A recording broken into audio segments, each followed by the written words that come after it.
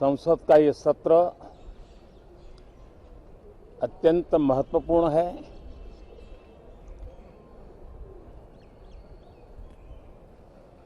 देश आजादी के अमृत महोत्सव मना रहा है। हिंदुस्तान में चारों दिशाओं में से इस आजादी के अमृत महोत्सव के निमित्त रचनात्मक, सकारात्मक, जनहित के लिए, राष्ट्रहित के लिए सामान्य नागरिक अनेक कार्यक्रम कर रहे हैं, कदम उठा रहे हैं और आजादी के दीवानों ने जो सपने देखे थे उन सपनों को पूरा करने के लिए सामान्य नागरिक भी इस देश का अपना कोई न कोई दायित्व निभाने का प्रयास कर रहा है। ये खबरें ये अपने आप में भारत के उज्जवल भविष्य के लिए शुभ संकेत है।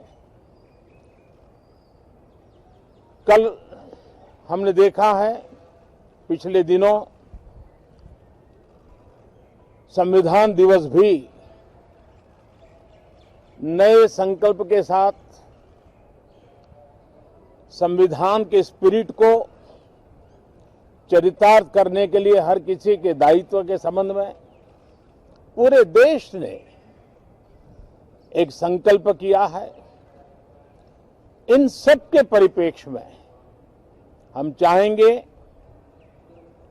देश भी चाहेगा, देश का हर सामान्य नागरिक चाहेगा कि भारत का संसद का ये सत्र और आगे आने वाले भी सत्र आजादी के दीवानों की जो भावनाएं थी, जो स्पिरिट था, आजादी के अमृत महोत्सव का जो स्पिरिट है, उस स्पिरिट के अनुकूल संसद भी देश हित में चर्चाएं करे,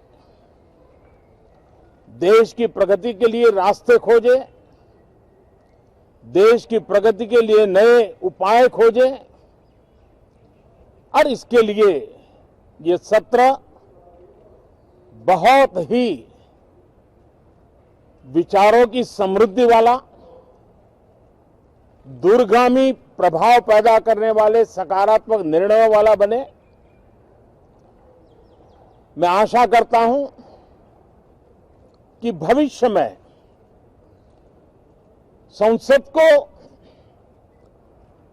कैसा चलाया, कितना अच्छा कंट्रीब्यूशन किया, उस तराजू पे तोला जाए, न कि किसने कितना जोर लगा करके संसद के सत्र को रोक दिया। ये मानदंड नहीं हो सकता है। मानदंड ये होगा कि संसद में कितने घंटे काम हुआ, कितना सकारात्मक काम हुआ। हम चाहते हैं सरकार हर विषय पर चर्चा करने के लिए तैयार है, खुली चर्चा करने के लिए तैयार है। सरकार हर सवाल का जवाब देने के लिए तैयार है और आजादी के अमृत महोत्सव में हम ये भी चाहेंगे कि संसद में सवाल भी हो, संसद में शांति भी हो। हम चाहते हैं संसद में सरकार के खिलाफ, सरकार की नीतियों के खिलाफ जितनी आवाज प्रखर होनी चाहिए हो, लेकिन संसद की गरिमा, स्पीकर की गरिमा, चेयर की गरिमा, इन सब के विषय में हम वो आचरण करें जो आने वाले दिनों में देश की युवा पीढ़ी को काम आए। पिछले सत्र के बाद कोरोना की विकट परिस्थिति में भी देश ने 100 करोड़ से अधिक डोजेज कोरोना वैक्सीन और अब हम 150 करोड़ की तरफ तेजी से आगे बढ़ रहे हैं। नए वेरिएंट की खबरें भी हमें और सतर्क करती हैं और सजग करती हैं। मैं संसद के सभी साथियों को भी सतर्क रहने के लिए प्रार्थना करता हूं। आप सभी साथियों को भी सतर्क रहने के लिए प्रार्थना करता हूं, क्योंकि आप सबका उत्तम स्वास्थ्य, देशवासियों का उत्तम स्वास्थ्य ऐसी संकट की घड़ी में हमारी प्राथमिकता है। देश के 80 करोड़ से अधिक नागरिकों को इस कोरोना काल के संकट के में और अधिक तकलीफ न हो, इसलिए प्रधानमंत्री गरीब कल्याण योजना से अनाज मुफ्त में देने की योजना चल रही है।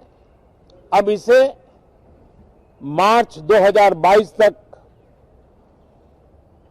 समय आगे कर दिया गया है। करीब 2,60,000 करोड़ रुपए की लागत से 80 करोड़ से अधिक देशवासियों को गरीब के घर का चूल्हा जलता रहे, इसकी चिंता की गई है। मैं आशा करता हूं कि इस सत्र में देश हित के निर्णय हम तेजी से करें, मिलजुल करके करें, सामान्य मानवी की आशा अपेक्षाओं को पूर्ण करने वाले करें, ऐसी मेरी अपेक्षा है। बहुत बहुत धन्यवाद।